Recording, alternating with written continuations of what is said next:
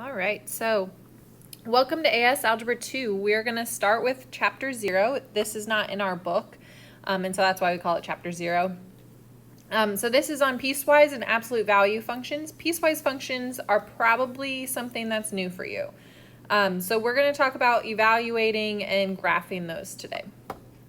So what is a piecewise function? Well, first of all, we need to talk about what a function is. So you've probably heard that word before, but as a refresher, like you can write an equation like this, and that's an equation, it has a y.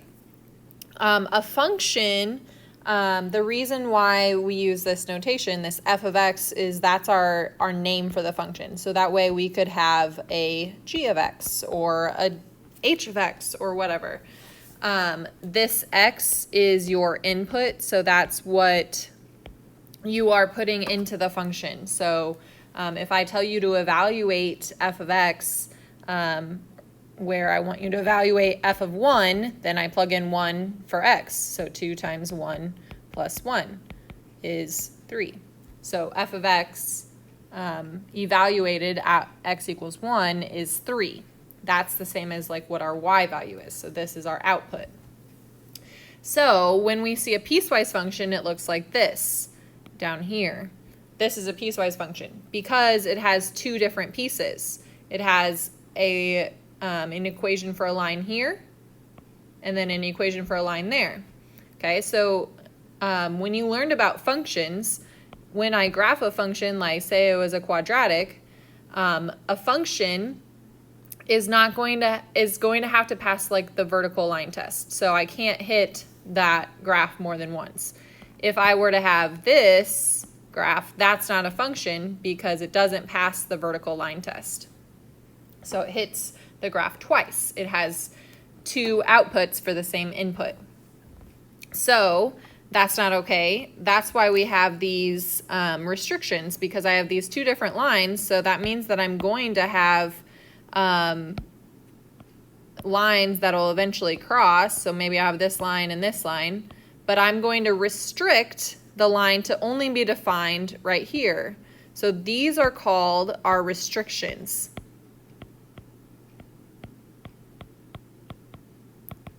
Okay, so you have to pay attention to those to tell you where to evaluate your function. So if I'm giving you the value of f of 0, I'm telling you to say evaluate it at 0. That means my x value is 0. So I go over here and look at the restrictions and I see which one that fits into. So is x less than or equal to 3 or is x greater than 3? Well, 0 is less than or equal to 3. So I'm going to plug in 0 into this function. So 3 times 0 plus 2. So 3 times 0 is 0, plus 2 is 2. So f of 0 equals 2. My output on my line somewhere, 0 equals 2. That's where it's going to end up on the graph. Okay, now if I want to evaluate at f of 3, my x value is 3. So I look over here, that's my breaking point. Okay, so my x value is less than or equal to 3. That's going to fit in here because you've got that less than or equal to. So I'm using that same equation to evaluate. So 3 times 3 is 9, plus 2 is 11. And then my last one is 5. So x is going to equal 5.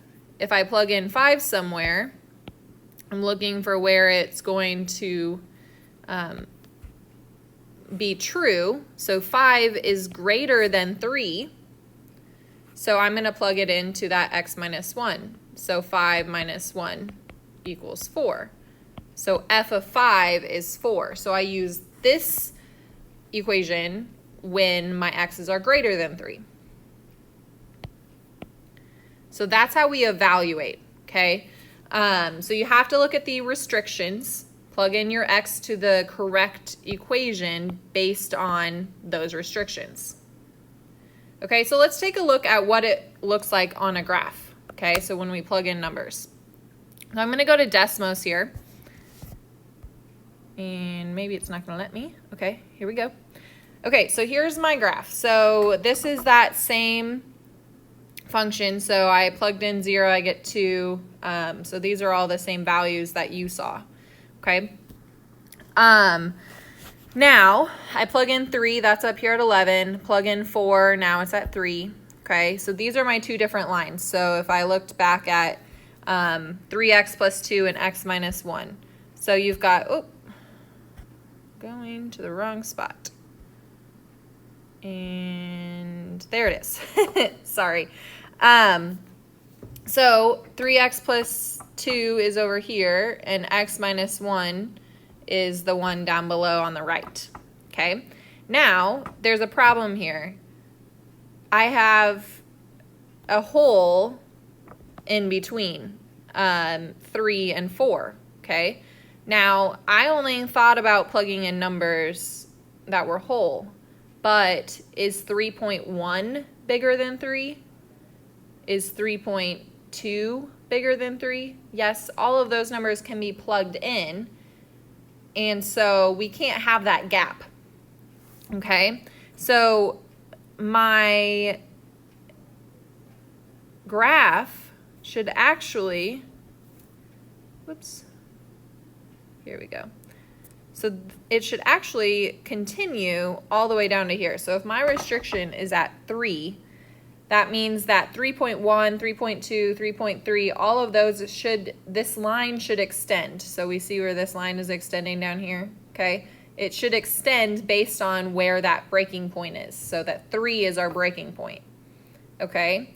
Now, I said a function could only have one output for every input. So 3 cannot have an output at 2 and 11.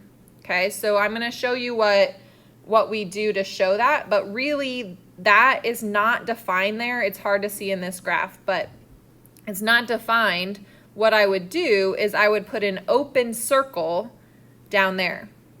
Okay, so the open circle means that that line is continuing to that point and it's getting closer and closer to it, but as soon as it hits 3, it jumps up to 11 and continues on the other side of on the other line, 3x minus 2. So once my number gets smaller than 3 or smaller, then it's in the other equation.